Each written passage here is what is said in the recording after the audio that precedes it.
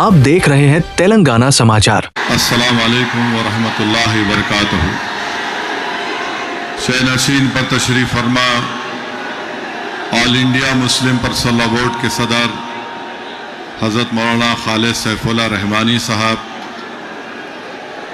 जमीयतुल उलमा के मुफ्ती ज़ुबैर साहब, जमात इस्लामी हिंद के तेलंगाना के सदर और मोहतरमा जलीसा यासीन सुल्ताना साहिबा जो all India Muslim personal law board के शुबे ख़वातीन के कन्वीनर हैं, मेरे अज़ीज़ दोस्तों और बुज़ुर्गों, मैं आपसे एक बात अर्ज़ करना चाहता हूँ कि हम पहले 2 नारे लगाएंगे, आप और हम मिलकर 2 नारे लगाएंगे, मगर जो मैं पहला नारा लगाऊंगा उसमें इस दारुस्सलाम के ग्राउंड से कोई उसका जवाब नहीं देगा। आप भाई साहब, आप नारे लगाएंगे या सुन देंगे बात को? बैठिए, बैठो, बस करो, ठहरिए।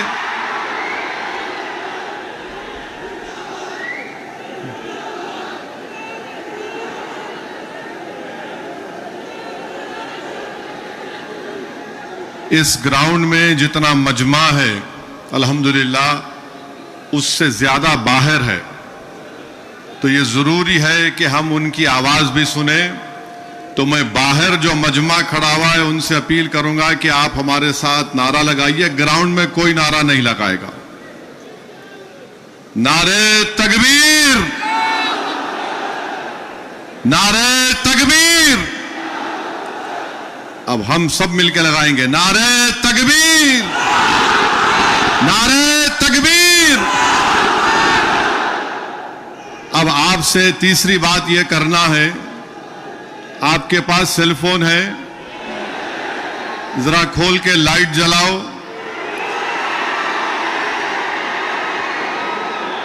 ताकि हमारे बीजेपी वालों की दिमाग की बत्ती जले। लाइट खोलो ताकि हम इस वक्त कानून के खिलाफ पूरे मुल्क को पैगाम दे सकें। हमारे खवातीन भी फोन की लाइट खोल सकते हैं। आप जरा मीडिया वाले दिखाओ।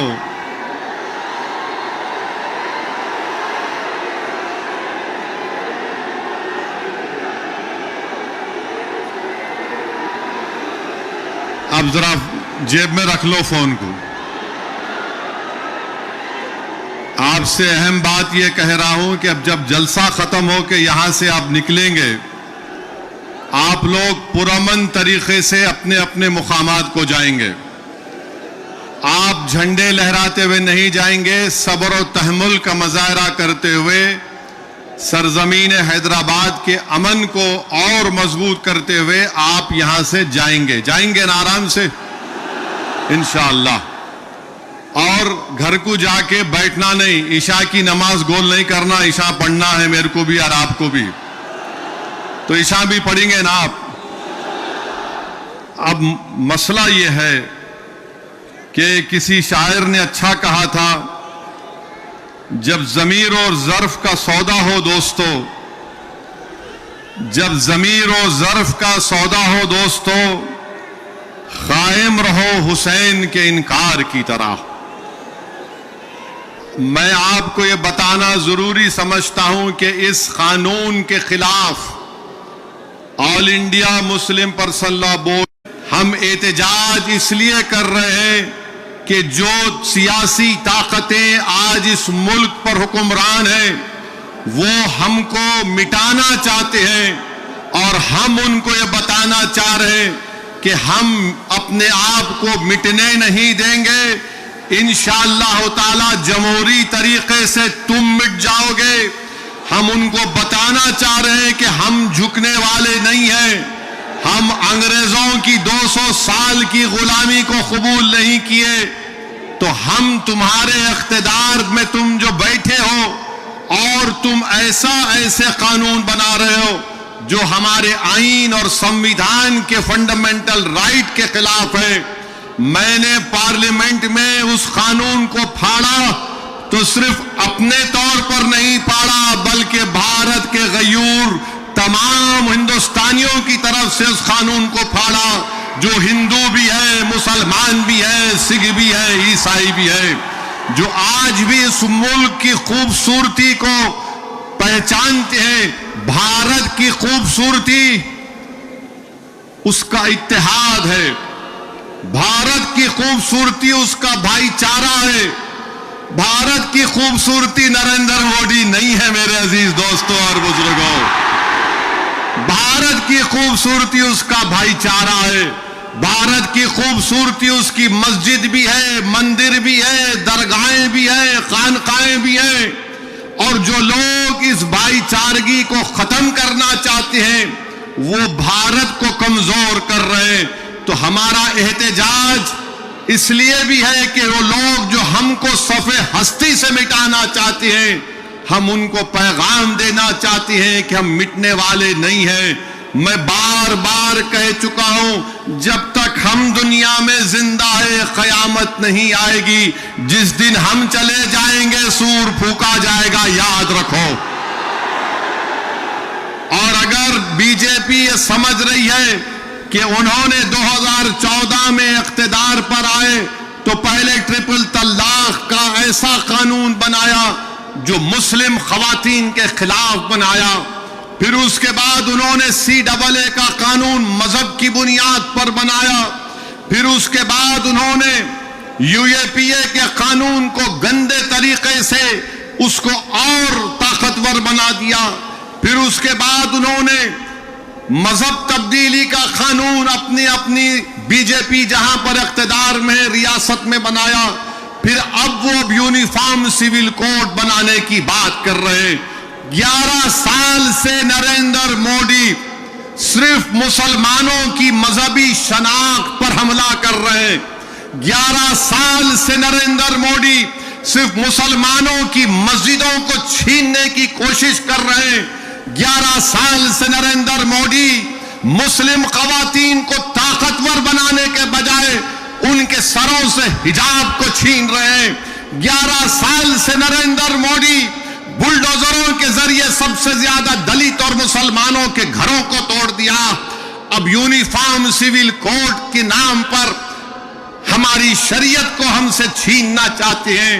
वो शरीयत जो शरीयत एप्लीकेशन एक्ट 1937 है, जब संविधान बन रहा था तो बाबा साहेब अंबेडकर ने कहा था कि शरीयत एप्लीकेशन एक्ट बरकरार रहेगा, मगर आज नरेंद्र मोदी ये समझते हैं कि मैं बाबा साहेब अंबेडकर से बड़ा दूरंदेश हूं। मिस्टर मोदी, आप अंबेडकर के पैर की धूल भी नहीं है, इस बात को याद रख लो आप मेरे अजीज दोस्तों और बुजुर्गों।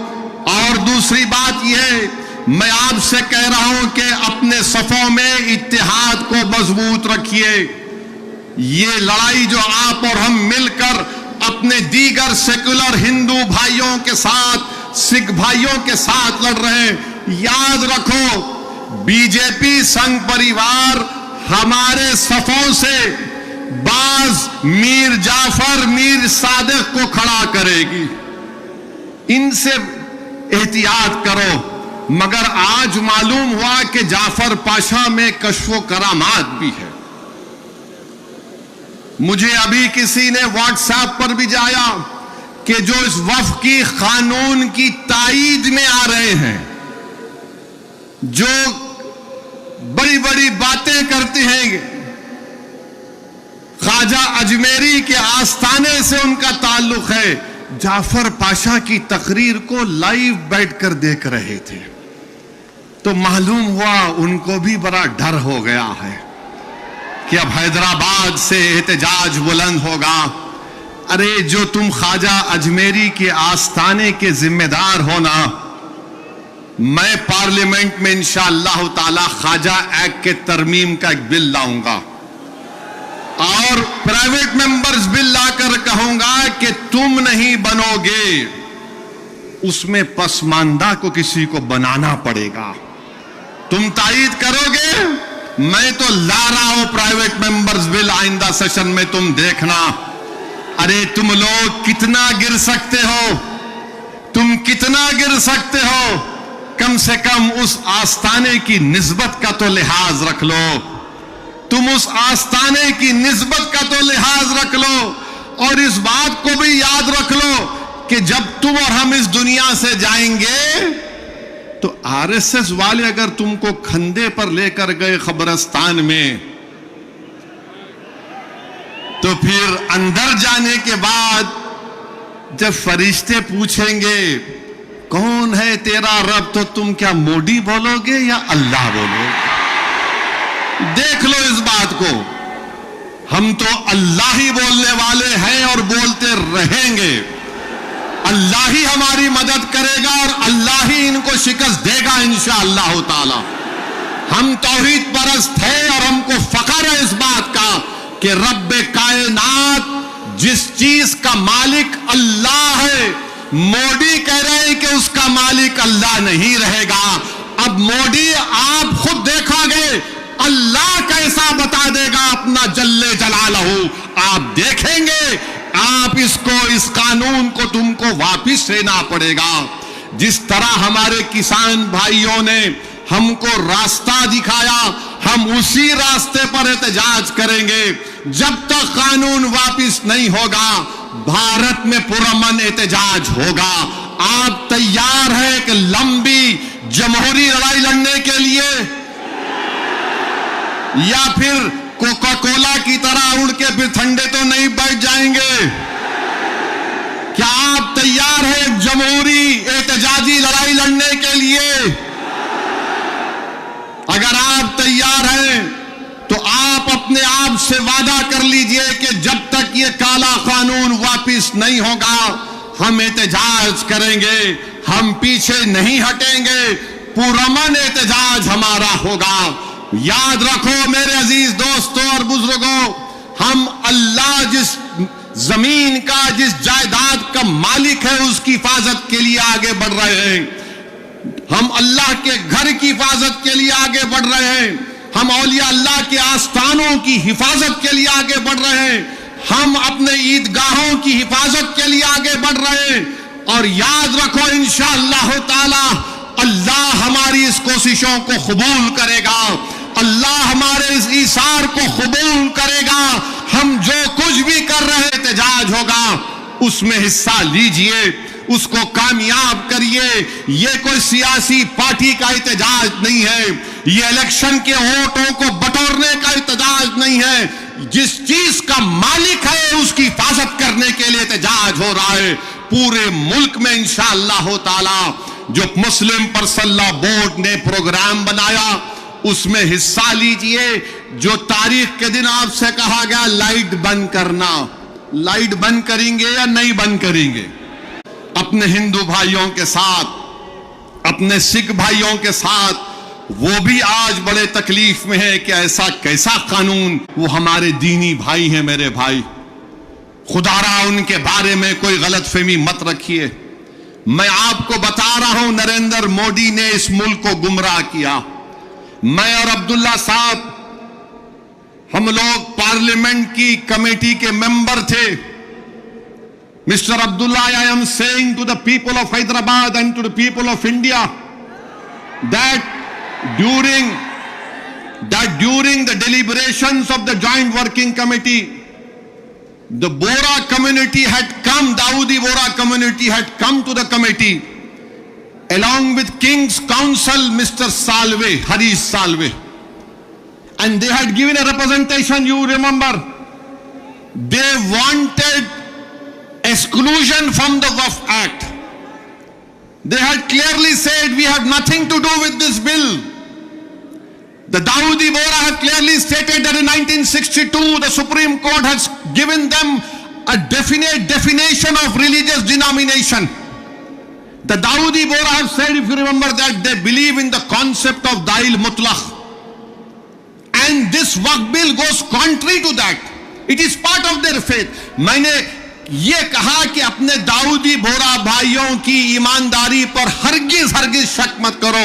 नरेंद्र मोदी हमारे इत्तेहाद को कमजोर करना चाहते हैं। दाऊदी बोरा के लोग पार्लियामेंट की कमेटी के पास आए थे, लंदन से मायानाज वकील किंग काउंसिल जनाब हरीश साल्वे साहब को लाकर पार्लियामेंट की कमेटी के सामने कहा कि हम 2024 का कानून नहीं चाहिए, हमको वक्फ से अलहदा करो, क्योंकि दाऊदी बोहरा जो एक शियाओं की ब्रांच है, उन्होंने कहा कि हमारे पास दाइल और मुतलक है।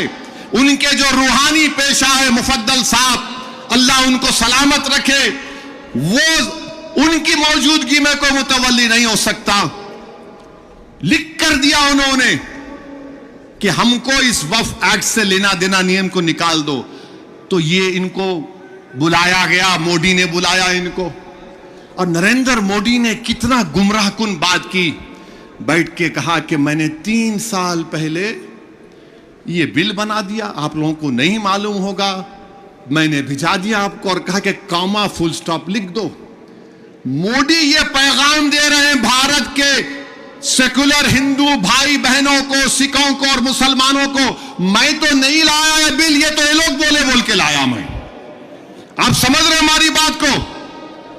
और हम जब कमेटी में थे, हम मिनिस्ट्री ऑफ माइनॉरिटी अफेयर से पूछे कि कानून तुम क्यों लाए, क्या तुमने मुसलमानों से बातचीत की, क्या तुमने इस बिल के बारे में बात की? एक वर्ड नहीं बोल सके वो लोग। The committee when called the Ministry of Minority Affairs, they didn't have anything to say. Why did they bring this bill? You are witness to it. अब मोदी इन दाऊदी बोराओं को बदनाम करने के लिए, पूरे देश में एक पैगाम देने के लिए कि देखो मैं तो 3 साल पहले उनको बिल दिया था, मेरे भाई ये साजिश है हमारे इत्तेहाद को कमजोर करने के लिए। मोदी जी आप शतरंज की चाल खेल रहे हैं, हम भी जानते हैं शतरंज कैसा खेलना सियासत में। डॉक्यूमेंट्स है, आज मैं एक्स पर सोशल मीडिया पर डॉक्यूमेंट्स डाल दिया हूं, दाऊदी बोरा लोगों ने कमेटी को दिया, वो 1924 से कह रहे हैं कि हमको वक्फ कानून में मत रखो, क्योंकि हमारा जो जूरिस्प्रूडेंस है, हमारा जो फिक्र है, वो दाइल मुतलक के ऊपर है। तो आपसे अपील कर रहा हूं कि अपने दिमाग में 1% भी दाऊदी बोरा हमारे दीनी भाइयों के खिलाफ कोई शक मत करिए। वो तो नहीं चाह रहे थे, इनको तो पप्पा जी बुला के बोल दिए आपको वजह से करा मैं। अब चौथी बात यह है, बीजेपी वाले बोल रहे इसमें सब कुछ है, मुसलमानों का फायदा है, औरतों का फायदा है। आज से थोड़े दिन पहले हैदराबाद में फतेह दरवाजे पे एक चालाक आदमी था, लगता है उन्हें भी मोदी जी की शागिर्दी में निकला सो था। उन्हें क्या बोला, आप मेरे पास आओ, जिसके सर टकले हैं मैं दवा देता हूं, बाल उग जाते। लाइन लग गई वहां पे, लगा दवा लगा, बाल उगते। और पब्लिक बेचारी, तो मोदी जी भी यही बोल रहे, दवा ले लो सब चीज ठीक हो जाती। इनकी दवा नहीं है, ये दवा मौत है। ये दवा नहीं दे रहे, मौत का पैगाम दे रहे हैं। ये वक्फ को छीनने के लिए ला रहे हैं। आप सोचिए, दाऊदी बोरा लोगों ने सेक्शन 2 लिख कर दिया, तो मोदी ने क्या किया, दाऊदी बोरा का नाम लेके सेक्शन 2 बना के उस भारत के दौलतमंद आदमी जिसने हमारे खोजा भाई, ये भी शियाओं का एक ब्रांच है, खोजा ट्रस्ट से खरीद कर 21 करोड़ में अपना आलीशान महल बना लिया। सेक्शन 2 का फायदा उस शख्स को होगा। हम हैदराबाद में क्या बोलते हैं, किसकी दुकान पे किसकी फातिया, क्या बोलते हैं, नाना मामू की दुकान पे नाना की फातिया। तो दाऊदी बोरा को सामने रख के मुकेश भाई की फातिया पढ़ दी है इन्होंने काम कर दिया। सेक्शन 2 से उनको फायदा होगा। तो आपको और हमको मुत्तहिद रहना है, शिया सुन्नी इत्तेहाद को मजबूत रखना है। आप शिया सुन्नी इत्तेहाद को मजबूत रखेंगे ना मेरे भाई, या all India Muslim personal law board के प्लेटफॉर्म पर शिया भी है, सुन्नी भी है। यह पैगाम मुस्लिम पर्सनल लॉ बोर्ड देता है कि हम अपने इत्तेहाद को मजबूत रखें। दाऊदी बोरा को मोदी धोखा दे दिए, उनके नाम को इस्तेमाल करके मुकेश भाई को बोले लो गुलाब जामुन खाओ, एंड बी हैप्पी। उनके अच्छे दिन आ गए। तो मेरे अजीज दोस्तों और बुजुर्गों, छठी बात आपसे अर्ज करना चाह रहा था वो ये है कि सदर साहब ने बहुत सी बातें आपके सामने रख दी कि सुप्रीम कोर्ट ने रिलीफ दिया है, मगर आज भी हम वक्फ की जायदाद को खो रहे हैं। लिमिटेशन एक्ट अप्लाई हो गया, जो 12 साल से काबिज है वो मालिक बन रहा है। 6 महीने के अंदर पोर्टल पर चढ़ाना है, नहीं चढ़ाए तो वक्फ से चले जाएगा। वक्फ इवैक्यू प्रॉपर्टीज निकल गई हमारे हाथ से। 100 एकड़ जमीन है पंजाब हरियाणा में जो आज गवर्नमेंट उस पर काबिज हो चुकी है।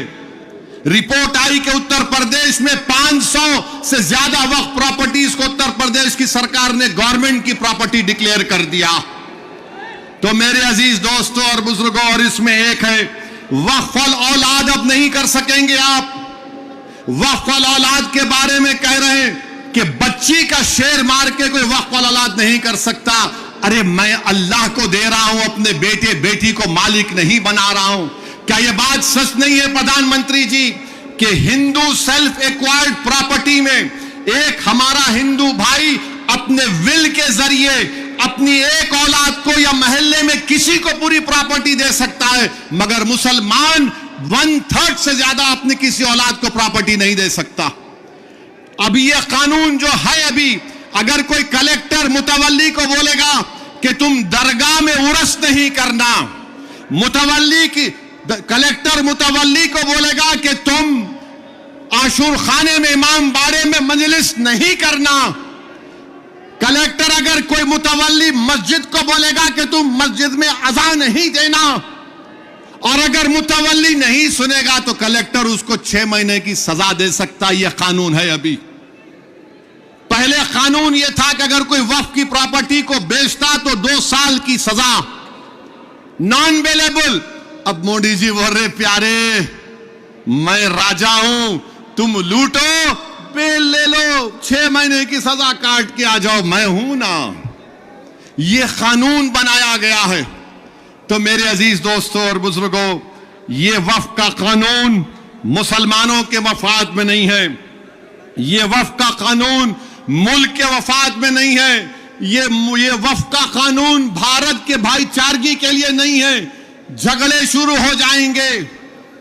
मस्जिदों पर यह बोला जाएगा कि 500 साल पहले ऐसा था वहां पर, और ये बार बार बोलते टीवी पे, नहीं आपको वक्फ से क्या मिला। अरे क्या कोई आपके अम्मा के महर में आया है जो हमसे पूछ रहे आप वक्फ से क्या मिला क्या नहीं मिला। हमारे को हमारी आखिरत मिलती वक्फ को बचाए तो। ख्वाजा बंदा नवाज की दरगाह मेडिकल कॉलेज है, इंजीनियरिंग कॉलेज है, वक्फ का है। हमदर्द रूह अफजा पिए तो वो भी वक्फ का है। कलेजे को ठंडक पहुंचती, तुम लोग पियो जरा रूह अफजा। अब रूह अफजा के खिलाफ उन्होंने जिहाद कर रहे जो नाक से ऐसा सूंघ के दूसरे नाक नकपुड़ी से निकालने का दर्ज देते। कहां जाएगा ये मुल्क। हद तो ये हो गई मेरे अजीज दोस्तों और बुजुर्गों कि अब कोई ये कह रहा है कि चीफ जस्टिस के फैसले के बाद इस देश में मजहबी जंग शुरू हो जाएगी। नरेंद्र मोदी जी, आप इख्तिदार पर हैं, आपकी पार्टी के लोग इस तरह की बात करेंगे। आप तो भारत के संविधान पर हल्फ लिए हैं कि इस देश में ये अंबेडकर का देश, ये मौलाना अबुल कलाम का देश, ये भगत सिंह का देश, अल्लामा फजल खैराबादी का देश, हुसैन अहमद मदनी का देश, महमूदुल हसन का देश, ये टीपू सुल्तान का देश। यहां बोल रहे मजहबी जंग शुरू हो जाएंगी। मोदी जी, बाबरी मस्जिद का फैसला हमारे खिलाफ आया तो क्या हमने ये जुमला कहा था कि मजहबी जंग शुरू हो जाएगी? हमने कहा था कि supreme court is supreme but infallible, but not infallible. Babri मस्जिद को तोड़ने वालों का क्रिमिनल केस का फैसला आया, किसी को सजा नहीं हुई। हमने कहा कि मजहबी जंग शुरू हो जाएगी। 5-5 साल से बच्चों की बेल नहीं रहे, उनकी मां बाप मर रहे हैं, मर गए हैं। हमने ये कहा कि मजहबी जंग शुरू हो जाएगी। CAA का कानून है, हियरिंग नहीं होती। क्या हमने कहा कि मजहबी जंग शुरू हो जाएगी? UAPA में डालकर हमको सड़ाया जाता है कि हमने जुमला कहा कि मजहबी जंग शुरू हो जाएगी। नरेंद्र मोदी जी, आपकी पार्टी के लोग कह रहे हैं कि रिलीजियस वॉर शुरू हो जाएंगी, मजहबी जंग शुरू हो जाएगी। किसको डरा रहे हैं ये लोग? अदलिया को डरा रहे हैं आप। इख्तिदार में रहकर अदलिया को डराएंगे आप। आपके हक में फैसला आया तो आपके मुंह में लड्डू फूटते हैं और आप रिलीजियस वॉर शुरू हो जाएंगी। यही फर्क है। हम भारत के उन मुहिबान भारत में जिसमें हिंदू मुसलमान भी है, हम जब हमारी मर्जी के खिलाफ भी फैसला आता है हम उसको कबूल करते हैं। इसलिए कबूल करते हैं कि हम कॉन्स्टिट्यूशनल मोरालिटी को मानने वाले हैं। और ये संघ परिवार के लोग एंटी कॉन्स्टिट्यूशन के लोग हैं। ये संविधान को तो मानते मगर उसको सब्सक्राइब नहीं करते हैं। ये फर्क है भारत के असली नागरिक में और उन लोगों में जो नेशनलिज्म के झूठे दावे करते हैं और कहते हैं कि रिलीजियस वॉर, जो कहते हैं कि अगर कोर्ट कानून बनाएगा तो पार्लियामेंट को बंद कर दो। अरे अगर तुम पार्लियामेंट में बैठकर अपनी अददी ताकत की बुनियाद पर मुझे मिटाने का कानून संविधान के खिलाफ बनाओगे तो मेरे पास चारा क्या बचता है कि मैं अवाम में जाऊंगा और फिर कोर्ट को जाऊंगा। हम कोर्ट को गए, अवाम में भी जा रहे नहीं। कोर्ट कानून कैसे बनाएगा? अरे जालिमों, सुप्रीम कोर्ट का जजमेंट कानून का मौकफ रखता है। पढ़ो, तुम लोग ट्यूबलाइट हो, तुम लोग थम्स अप हो। तुम्हारे दिमाग में एक ही बात बैठा हुआ है, नहीं मोदी है तो खुदा है। अरे खुदा था, है और रहेगा उसी का नाम। आइन है और रहेगा, मगर इस तरह धमकी देना अदालत को और फिर गवर्नर प्रेसिडेंट को बोल रहे हैं, उनको बोल रहे हैं अगर नहीं करे तो कानून बन जाएगा। अरे 142 क्या है प्यारे? 142 आइन का बनाने वाला अंबेडकर है। अंबेडकर में तुम्हारे से ज्यादा दूरअंदेशी थी। आप ये बोल रहे हैं कैसा बनाए, वो कैसा बनाए, हम ऐसा कर देंगे। मगर मेरे अजीज दोस्तों और बुजुर्गों, बीजेपी आइन पर एक फ्रॉड कर रही है और डरा रही है। रिलीजियस वार की धमकी बीजेपी दे रही है। मिस्टर मोदी, कौन रेडिकलाइज हो चुका है बताओ? आप सत्ता में आप हैं, आपके लोग रेडिकलाइज हो चुके हैं। इतना रेडिकलाइज हो चुके हैं कि कोर्ट को धमकी दे रहे हैं, रिलीजियस वार हो जाएंगी। मोदी जी, अगर ये धमकी देने वालों को आप नहीं रोकेंगे, देश कमजोर होगा और देश कभी भी माफ नहीं करेगा। आज सत्ता इख्तिदार आपके पास है, कल नहीं रहेगा इंशाअल्लाह ताला, कल नहीं रहेगा इंशाअल्लाह ताला। अब भारत का हिंदू भी जान चुका है कि वक्फ का कानून बनाए तो क्या मेरे को नौकरी मिलती। हिंदू जान चुका है कि मुसलमानों की नफरत को दिखाकर, मुसलमानों को डराकर वोट बटोरती आई बीजेपी। दिखाने के लिए कुछ नहीं है। 4.5-5% नौजवानों में बेरोजगारी है। उनके बेरोजगारी को दूर करने का कोई प्रोग्राम नहीं, मगर सिर्फ मुसलमानों को नफरत का निशान बना दो। तो मैं हमारे हिंदू भाइयों से भी अपील कर रहा हूं, जो आपके एंडोमेंट बोर्ड के लिए अच्छा है वो हमारे लिए भी अच्छा होना चाहिए। जो सिख गुरुद्वारा प्रबंधक कमेटी के लिए अच्छा है वो हमारे लिए भी अच्छा होना चाहिए। हमारा मुतालबा सिर्फ यही है कि हम अपनी वक्फ की जायदादों की हिफाजत कर सकें। और ये लोग बोलते नहीं, वो उन्होंने ऐसा कर रहे, आजकल मुझ पर भी उंगली उठा रहे। मेरे भाई, मेरी उम्र दरियाफ्ती की नहीं है अब। और तुम याद रखो, तुम जो कुछ बोल रहे हैं ना, मैं सियासतदान भी हूं और आधा वकील भी हूं। तो तुम्हारा वीडियो है मेरे पास, तुमको हैदराबाद आना पड़ेगा प्यारे। तुमको शॉपिंग कराएंगे। You want to see shopping, will show you shopping. जो बोले जा रहे, अगर हम अपनी जबान से बोलना शुरू करें ना, तो तुम्हारा लुत्फा कहां से आए बोल सकता हूं मैं, याद रखो। माफ करना, उलमाए कराम की मौजूदगी में बोल रहा हूं। वक्फ की कानून की मुखालिफत किस बुनियाद पर की जा रही है आप देखो। ये हो जाएगा, वो हो जाएगा, कुछ नहीं होगा, सिर्फ जायदादों को लूटने के लिए किया जा रहा है। तो इंशाअल्लाह ताला जो पर्सनल लॉ बोर्ड का एहतजाज पूरे तेलंगाना में होगा, मुल्क में होगा, अब तालकटोरा स्टेडियम में भी 22 को होगा। मैं हमारे तमाम से अपील कर रहा हूं, इसको कामयाब करिए। आपसे भी अपील कर रहा हूं कि हमको एक लंबी लड़ाई लड़ना है जमहूरियत में। कानूनी लड़ाई लड़ रहे हमारे वकील, अल्लाह हमारे वकला को सलामत रखे, अल्लाह उनको और हिम्मत दे, और अल्लाह हमको हिम्मत दे, अल्लाह हमारे ईमान को सलामत रखे। याद रखो मुसलमानों, बगैर ईमान के हम एक जिंदा लाश की तरह हैं, बगैर मस्जिदों के हम कुछ नहीं हैं, बगैर जायदादों के जिसका मालिक अल्लाह अगर कोई और कब्जा कर लेगा तो हम क्या जवाब देंगे रब्बे कायनात के सामने। थोड़ी तकलीफ उठाना पड़ेगा।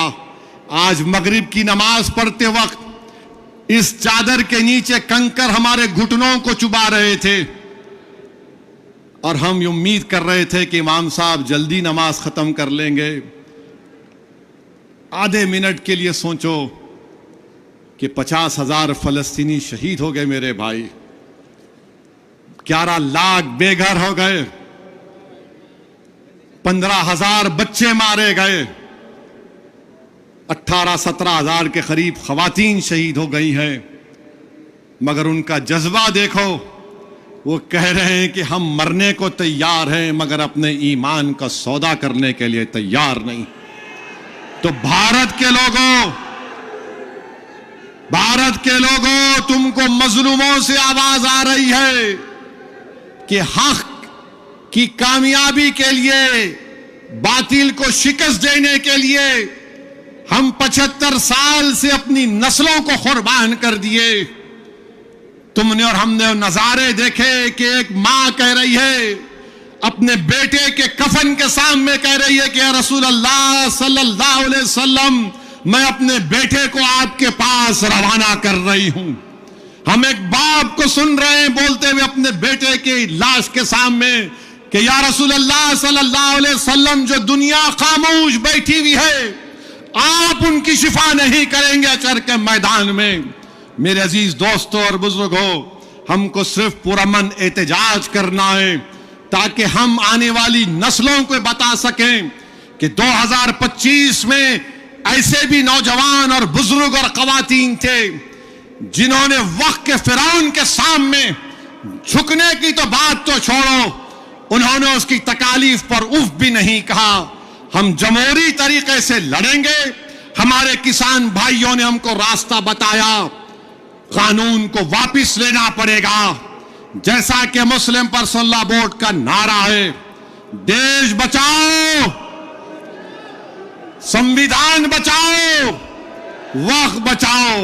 तो नारा लगाओ, संविधान बचाओ, वक्त बचाओ, संविधान बचाओ, वक्त बचाओ।